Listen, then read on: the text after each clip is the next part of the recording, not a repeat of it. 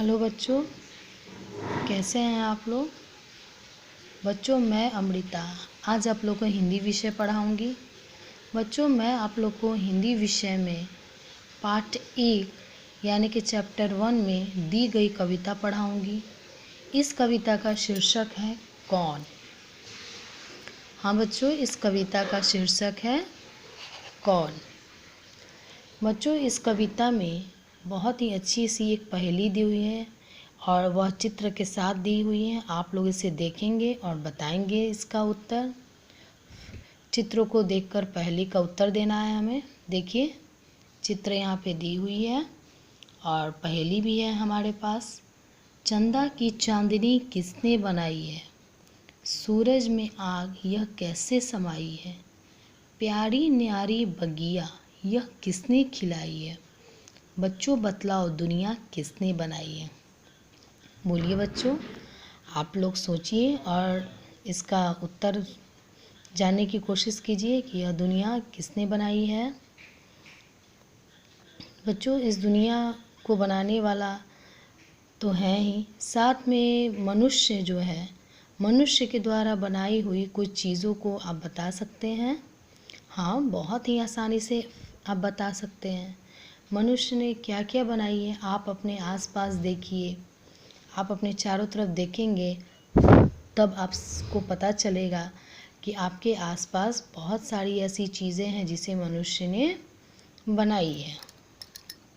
तो चलिए बच्चों, अब हम इस कविता को पढ़ते हैं। बहुत ही अच्छी सी कविता है बच्चों और बहुत ही सुंदर सी कविता है। देखिए, मैं इसे पढ़ के आप लोग को सुनाती हूँ, आप लोग इस पर ध्यान दीजिए। नभ में अनगिनत तारे इनको, कौन सिखाता टिमटिम जी, कौन सिखाता है मेघों को जल बरसाना रिमझिम जी, कौन सवेरे सूरज की किरणें धरती पर ले आता, कौन रात में चंदा लाकर श्वेत चांदनी बिखराता। बच्चों, यहाँ पे आप लोग यहाँ पे देख रहे हैं कि नभ है। नभ का क्या अर्थ होता है। हाँ बच्चों, आप जानते हैं नभ का अर्थ होता है आसमान, आकाश, गगन। अनगिन का होता है यानी कि जिसे हम लोग गिन नहीं सकते हैं, अनेक, बहुत सारे। मेघ का अर्थ होता है बादल, जल का अर्थ होता है पानी, श्वेत का अर्थ होता है सफ़ेद। हाँ बच्चों, श्वेत का अर्थ होता है सफ़ेद, उजला। और नीचे देखिए, कौन सिखाता है चिड़ियों को चींची चींची का यह गीत मधुर, कौन सिखाता है अंबर में इनको उड़ना फुर फुर फुर। बच्चों, मधुर का मतलब होता है, उसका अर्थ हुआ मीठा। और अंबर, यहाँ पे देखिए, अंबर का फिर से अर्थ होता है आकाश। बच्चों, अंबर और नभ दोनों पर्यायवाची शब्द हैं, दोनों का अर्थ एक ही है। आकाश कहिए, गगन कहिए, अंबर कहिए, नभ कहिए या आसमान कहिए, ये सभी पर्यायवाची शब्द हैं। अब मैं इस कविता का अर्थ बताती हूँ बच्चों।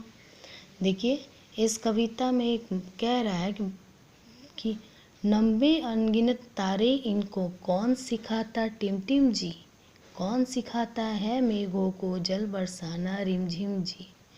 यानी कि इन पंक्तियों में कहा जा रहा है कि आकाश में जितने भी अनगिनत तारे हैं, इनको टिमटिम करना कौन सिखाता है, कौन बादलों को जल बरसाना, रिमझिम जल बरसाना सिखाता है, कौन सवेरे सूरज की किरणें धरती पर ले आता, कौन रात में चंदा लाकर श्वेत चांदनी बिखराता। फिर यहाँ पे इन पंक्तियों में कहा जा रहा है कि कौन सुबह सुबह धरती पर सूरज की किरणों को लाता है और कौन रात में चंदा को लाकर सुंदर सी सफ़ेद सी चमकती चांदनी को बिखराता है, कौन सिखाता है चिड़ियों को ची ची का यह गीत मधुर, कौन सिखाता है अंबर में इनको उड़ना फुर फुर फुर। यानी कि यहाँ पे कहा जा रहा है बच्चों कि इन चिड़ियों को मधुर गीत गाना कौन सिखाता है और कौन चिड़ियों को आकाश में इतनी ऊंचाई तक उड़ना सिखाता है। बच्चों इस कविता के नीचे कुछ यहाँ पे शब्दार्थ दिए हुए हैं, आप लोग इसको ध्यान से देखिए और इसे याद कीजिएगा और साथ में इस कविता की कम से कम 12 पंक्तियाँ ज़रूर याद कीजिएगा। अब हम दूसरे पे आते हैं। यहाँ देखिए दिया हुआ है, कौन सिखाता है फूलों को कांटों में खिलखिल जाना, कौन सिखाता चट्टानों में निर्झर को बहते जाना। बच्चों यहाँ पे निर्झर का अर्थ होता है झरना, झरना को हम लोग निर्झर कहते हैं। तो यहाँ पे कह रहा है कि फूलों को कौन सिखाता है कि वह कांटों के बीच भी खिल जाते हैं और मुस्कुराते हैं, अपनी सुगंध बिखेरते हैं। और कौन झरने को बताता है, सिखाता है कि वह चट्टानों के बीच में भी बहते जाता है। पूछ रहा है बालक माँ से, ली मन में अचरज भारी, कौन बनाया करता जग में चीज़ें अद्भुत और प्यारी। अचरज का बच्चों यहाँ पे अर्थ होता है आश्चर्य, जग का अर्थ होता है दुनिया यानी यह संसार, और अद्भुत का मतलब होता है अनोखा। अचरज का अर्थ हुआ बच्चों, यहाँ ध्यान दीजिए, मैं फिर से बता रही हूँ।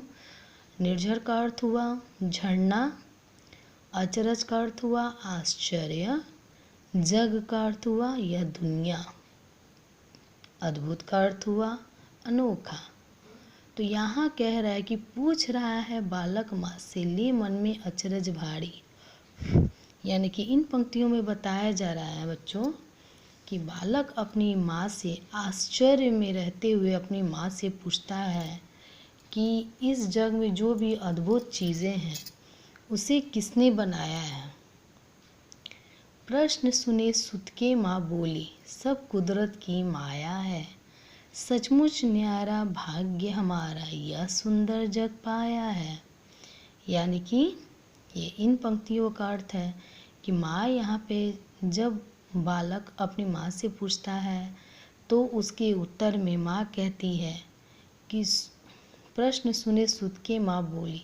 सुत का अर्थ यहाँ पे होता है बच्चों बालक, बेटा, कुदरत यानी प्रकृति, माया यानी कि उसका मोह, और न्यारा सबसे अच्छा। तो यहाँ पे कहा जा रहा है कि माँ अपने बेटे की, अपने पुत्र की बातों को सुन कर के, अपने पुत्र के प्रश्न को सुनकर माँ कहती है कि यह सब कुदरत की माया है, सचमुच यह हमारा भाग्य बहुत ही अच्छा है, यह हमारा भाग्य है कि इस सुंदर जग में हमारा जन्म हुआ है और इतना सुंदर जग हम लोग ने पाया है। बच्चों इस कविता के लेखक हैं डॉक्टर विनोद प्रसून। इस चीज़ को आप लोग याद रखिएगा।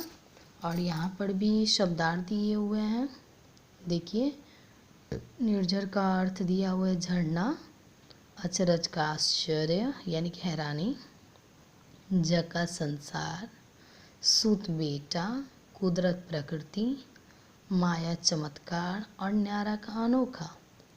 तो बच्चों इस कविता को आप लोग अच्छे से याद कर लीजिएगा और साथ में शब्दार्थ भी, क्योंकि आप शब्दार्थ याद कर लेंगे तो कविता में कोई भी पंक्तियाँ हों तो उसे आसानी से आप लोग समझ सकते हैं। फिर मैं इसके बाद की पढ़ाई अगली बार पढ़ाऊँगी। तब तक के लिए बच्चों इसे अच्छे से आप लोग घर पे पढ़िए और याद कीजिए, ठीक है? ओके।